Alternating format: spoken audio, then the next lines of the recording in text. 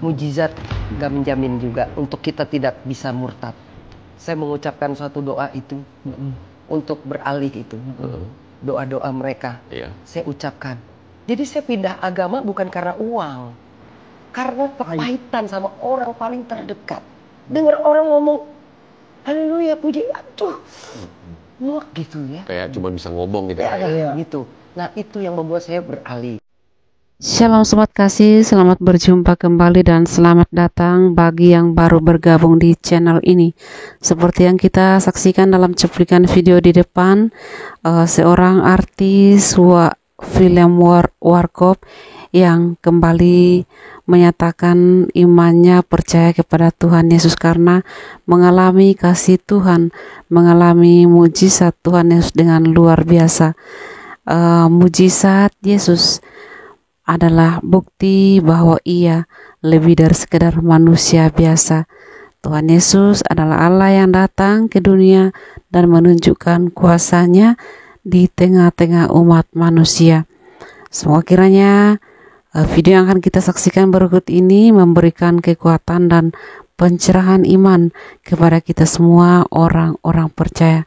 Seperti apa kisahnya? Langsung saja kita saksikan berikut video kesaksiannya. Mujizat gak menjamin juga untuk kita tidak bisa murtad. Apalagi artis seperti saya ya, yang hidupnya hancur, amburadul, terus rusak segala-galanya. Langsung saya mengucapkan suatu doa itu untuk beralih itu. Doa-doa mereka saya ucapkan. Jadi saya pindah agama bukan karena uang. Karena kepahitan sama orang paling terdekat. Dengar orang ngomong, haleluya, puji, aduh, muak gitu ya. Kayak cuma bisa ngomong gitu. Gitu. Nah itu yang membuat saya beralih. Sesuai dengan bintang tamu kita. Bintang tamu kita yang sangat bersinar. Bersinar. Siapa dia? Ana Shirley. Kak Ana Shirley ini. Kak Ana Shirley ini adalah pemain warkop. Kalau kalian nonton warkop dan pencinta warkop, kan banyak cewek-cewek cakep ya. Iya. Nah ini nih Cewek-cewek salah cakep, satu smart dan menarik penonton. pastinya nggak cuma jual muka, berbakat. Ketika jadi artis, sering traktir orang, uang banyak, itu rasanya seperti apa? Ya ada kepuasan sesaat aja sih. Kepuasan sesaat aja. Hura-hura hari itu, habis itu kembali lagi kehidupan yang biasa. Ya, yang mengasihani diri, yang penuh ketakutan, yang depresi, yang stres, yang bipolar, sebentar ketawa, sebentar ngamuk. Shirley ini dulu dari kecil sering mengalami hal-hal dunia gaib ya. Traumatik. Coba boleh ceritakan. Nah, coba ceritain Kak, traumatiknya kenapa? Traumatiknya ya waktu kita masih kecil, ya saya juga kurang mengerti ya. Itu papa saya itu menyembah apa pada waktu itu. Kan saya masih kecil banget. Pokoknya saya dibawa ke suatu rumah pemujaan, gelap gulita, terus tiba-tiba saya dipersembahkan. Saya baru mengerti itu namanya dipersembahkan, seperti ke altar. Terus potong, papa saya atau orang lain itu potong lidah. Potong lidah, terus darahnya kan netes. Nah itu dipercikan ke dahi. Itu saya dibaptis katanya, dibaptis.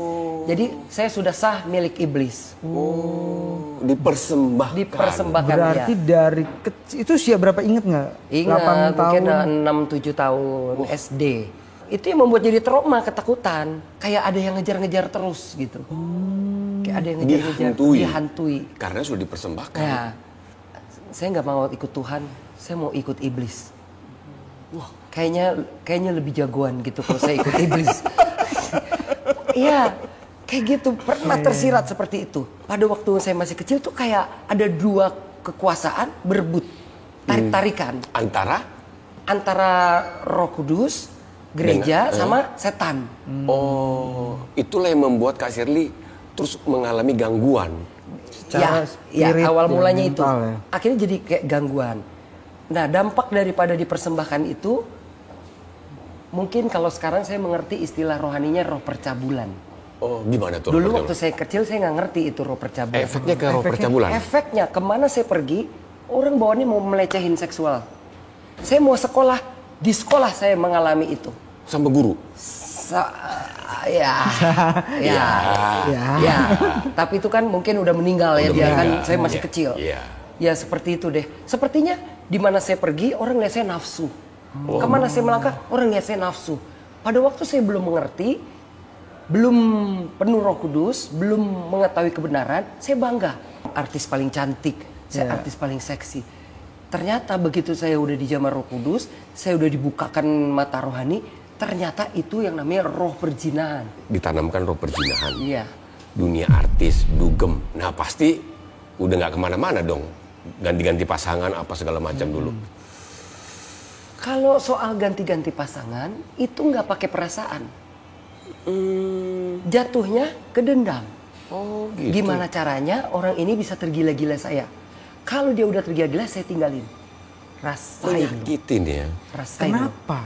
Dendam gitu ya. Maksudnya karena perlakuan atau sakit hati karena perlakuan dalam orang-orang yang terdekat dengan kita.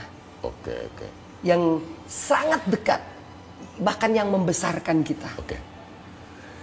Kalau kita di pasar, di sekolah, di mall, di bioskop, kita mengalami suatu pelecehan, itu bisa gue lawan gitu. Tapi kalau orang yang dari kecil kita sudah dibesarkan, terus kita mengalami hal seperti itu terhadap orang itu dia nggak bisa apa-apa. Akhirnya dia jadi dendam ke orang lain. Oke.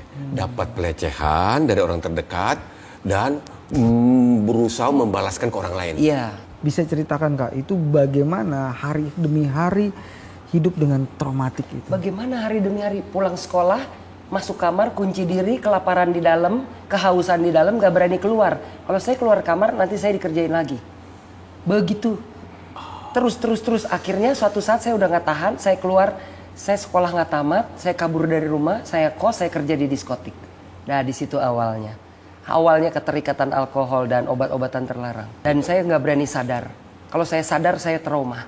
Jadi jangan biarkan otak kita sadar. Jadi setiap hari melek mata, orang ngopi ya sarapan. Saya nggak glek alkohol, obat. Supaya fly. Tidak sadar. Tidak mengingat luka itu. Nggak ingat, nggak ketakutan. Karena kalau saya sadar, saya teringat terus saya ketakutan. Orang nggak ada yang tahu ya, lihat selebriti, lihat artis dari cover luar. Tapi di dalam hatinya itu ya seperti kuburan marmer, indah di luar mengkilat, dalamnya ulat dan belatung. Pada akhirnya kakak adalah mempercayai Yesus seperti apa? Bisa percaya Yesus, meninggalkan mabuk-mabukan itu. Dari waktu saya mengalami penyiksaan child abuse gitu, itu saya udah dibawa ke sekolah minggu juga. Jadi akhirnya kan mama itu beda agama. Kalau minggu saya sekolah minggu, kalau sore hari biasa saya ke pengajian. Gitu. Nah, jadi saya bingung di situ. Ini gimana? Ternyata baru menyadari sekarang, ternyata saya itu orang pilihan Tuhan. Oke. Karena banyak banget diperhadapkan dengan aliran-aliran. Tapi kok jatuhnya langsung ke Tuhan Yesus. Ya, di situ saya baru tahu bahwa saya adalah orang pilihan Tuhan. Itu mulai apa? Mulai mantap untuk percaya Tuhan Yesus waktu saya divonis mau mati. Ceritain dong. Dampak daripada minum alkohol dari kecil selama bertahun-tahun dan obat-obatan dan begadang, akhirnya liver saya rusak. Liver saya hancur gitu, udah nggak karu-karuan, udah kuning semuanya. Dokter udah angkat tangan. Sudah dikasih tahu, keluarga suruh kumpul semua. Panggil papahnya yang ada di Manado. Jadi saya orang Manado, mama saya Jawa Belanda. Terus ini anak nggak lama lagi karena penyakitnya nggak bisa sembuh. Saya kena penyakit hepatitis ABC. Ya, A aja kambuh sembuh, sembuh. ABC. B nggak bisa sembuh, C apalagi. Oke. Jadi ini tiga-tiganya positif. Di situ baru saya mengalami Tuhan secara pribadi. Perjumpaan. Mengalami perjumpaan Tuhan dan mujizat. Selama di rumah sakit itu. Apa Kak? Yang maksudnya disembuhkan atau seperti apa ceritanya? Atau didoakan orang? Ya, ada orang juga doa. Hamba-hamba Tuhan ada yang datang. Kejahatan apapun. mabuk seapapun, obat-obatan seapapun, Tuhan sudah ampuni saya. Tuhan sudah menanggung semua kesalahan saya, kejahatan saya 2000 tahun yang lalu di atas kayu salib. Oleh bilur-bilurnya aku telah sembuh.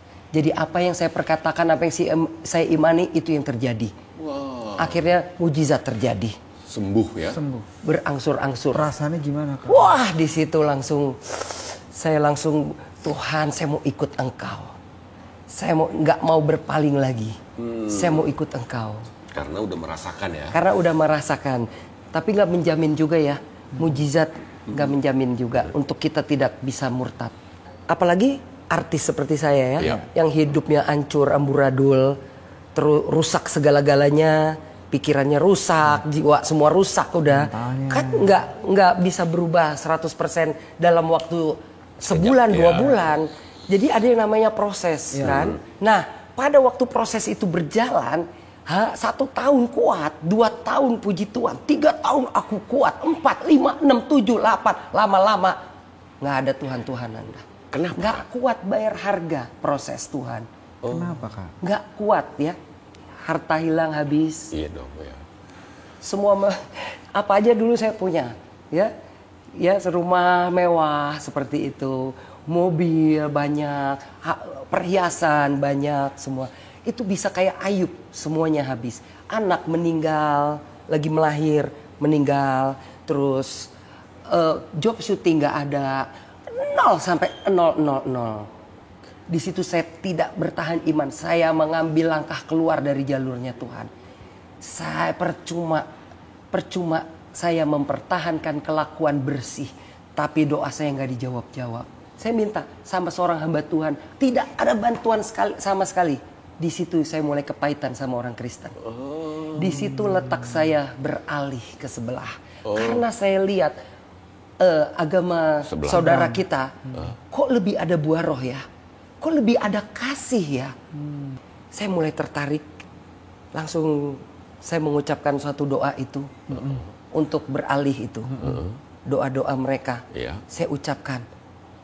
Tapi di dalam hati yang paling dalam itu nggak bisa dibohongin. Gimana coba?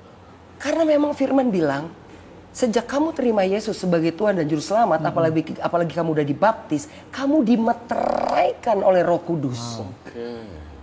Meterai, Roh Kudus itu meterai cap tanda kita milik Kristus. Dan nama kita sudah terdaftar dalam kitab kerajaan anak domba Allah. Hati yang paling kecil itu nggak bisa dibohongi. Itu bertentangan, bertolak belakang. Di sisi lain, saya kepahitan sebenarnya. Jadi saya pindah agama bukan karena uang. Karena kepahitan sama orang paling terdekat. Terutama ya ibu kandung saya sendiri. Orang-orang gereja. Hamba-hamba Tuhan. Kok pertolongan justru dari preman-preman. Preman-preman jalanan. Dari orang-orang miskin di kampung-kampung. Di situ jadinya saya mempertanyakan kasih itu ya. Dengar orang penyembahan saya muak. Dengar orang ngomong haleluya puji, aduh muak gitu ya. Kayak cuma bisa ngomong gitu. Gitu. Nah itu yang membuat saya beralih.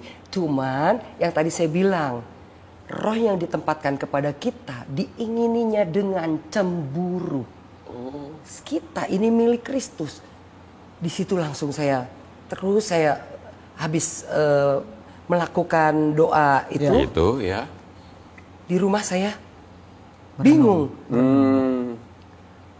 Gejolak. Ada gejolak, ada ketakutan. Nah di situ langsung saya berdoa lagi. Saya berdoa lagi minta ampun nama Tuhan. Tapi nggak instan hari itu atau besok nggak, masih ada beberapa bulan. Itu membuat saya gelisah. Saya percaya pasti ada yang mendoakan saya. Karena apa? Karena sempat diekspos juga di media sosial. Betapa hancurnya saudara-saudara seiman saya. Mungkin. Ada yang bersyafaat, ada yang berpuasa buat saya. Nah di situ saya mulai, Roh Kudus tuntun saya kembali. Tapi itu semuanya dengan kasih. Jadi Tuhan gak pernah marah sama saya. Sekalipun saya tinggalin dia gak pernah tinggalin saya. Sekalipun saya tolak dia nggak pernah tolak saya. Dia kejar terus kemana saya pergi. Kamu mau lari kemana? Kamu mendaki ke atas gunung, aku di sana. Kamu menaik ke atas langit, aku di sana. Kamu turun ke bawah dunia orang mati pun, aku di sana. Kamu mau kemana? Kan kakak mengalami pahit sama orang-orang ya bisa dibilang Kristen lah ya. Kalau nggak mereka mana kasihnya. Tapi bagaimana akhirnya kakak bisa menerima Yesus lagi itu, kegelisahan itu gimana mengampuni mereka, memberi pengertian itu? Nggak bisa tidur, kemana pergi ketakutan, duk. Belum lagi cedera, ini tulang tempurung ini kayak geser gitu ya, krak bunyi. Saya mau baca doa apa? Yang saya tahu kan ada kesembuhan di dalam nama Yesus. Berdoa lagi. Bertahun-tahun kaki ini nggak sembuh. Di sini saya bergumul, saya pengen sembuh. Mulai saya kembali lagi berdoa di dalam nama Tuhan Yesus. Dan mujizat masih dinyatakan juga. Masihkah engkau mau mendengar doaku Tuhan? Aku yang udah ninggalin kamu, aku yang udah ninggalin engkau. Masihkah engkau mau menolong aku? Dan jawabannya Kak? Jawabannya masih. Wow. Aku mengasihimu dengan kasih yang kekal. Di saat kamu tidak setia, aku tetap setia. Wow. Kasih itu yang membuat saya kembali ke Tuhan. Kembali ke Tuhan. Kembali ke Tuhan. Akulah jalan kebenaran dan hidup. Tidak ada sampai kepada Bapa, kepada surga kalau tidak melalui aku. Wow. Aku kembali kepada Tuhan Yesus. Bukan berarti yang ini nggak benar, yang ini jelek. Enggak. Itu pilihan ya. Justru ingat ya, waktu saya pindah, justru saya lihat buah roh dan karakter Kristus ada pada mereka. Kalau saya bisa kembali bukan karena saya menghakimi lu nggak benar. Lu salah, lu sesat. Gak bisa. Karena apa? Tuhan sendiri yang membawa saya kembali kepada Dia. Yes. Saya percaya ada orang-orang yang berdoa syafaat buat saya. Sekarang ini di media sosial, Kak Sherly tahulah teman-teman artis lagi semarak nih, ya pindah keyakinan lah. Dan Sedang itu marak. menjadi sesuatu hal perguncingan ya, gejolak ya. Gejolak. Nah, tanggapan Kak Sherly ini bagaimana tentang artis-artis? Aku sih biasa-biasa aja. Karena dia sama-sama ciptaan Tuhan yang esa. Tuhan itu satu, Tuhan itu esa. Dari sebelum dunia dijadikan, kalau orang pilihan Tuhan, Tuhan udah mau dia, ya Tuhan tetap dia. Nggak akan kemana-mana, nggak usah khawatir. Ya. Nggak usah khawatir. Aku nggak heboh banget ngelihat teman-teman seperti itu, karena aku pernah ngalamin. Justru kita koreksi diri kalau ada orang seperti itu. Ya, kita koreksi diri. Apakah kita sudah jadi batu sandungan buat mereka? Karena kan aku pindah juga karena ada batu sandungan. Ya. Janganlah kamu menjadi batu sandungan bagi saudaramu. Kalau kamu jadi batu sandungan, ikat dengan rantai, buang ke laut, kata Tuhan. Tapi Tuhan gak pernah ngomong buang penjinah ke laut, gak ada. Buang orangnya jadi batu sandungan. Ya. Gitu, jadi kita harus nyatakan kasih sama orang itu. Jangan kita hakimin dia. Nanti ada waktunya Tuhan dia akan kembali. Saya kalau merenung-renung gitu ya, kurang ajar ya. Dari saya bayi ya, itu setan udah mau hancurkan destiny dalam hidup saya. Tuhan itu punya rencana yang dahsyat buat setiap kita. Saya di situ merenung. Sebelum dunia dijadikan, Allah telah memilih kita. Sebelum kita ada dalam kandungan ibu, Tuhan sudah mengenal nama kita. Dia yang membentuk aku, buah pinggangku di kandungan ibuku. Dia yang menenun dengan jari-jari buatan tangannya. Bayangin, sebelum dia bilang, jadilah terang, maka terang itu jadi. Jadilah matahari. Sebelum Tuhan ngomong jadilah terang, kita sudah ada di pikirannya Tuhan. Wow. Nama kita semua udah ada di pikirannya Tuhan. Kelahiran saya tidak direncanakan oleh orang tua saya. Karena saya lahir di luar nikah.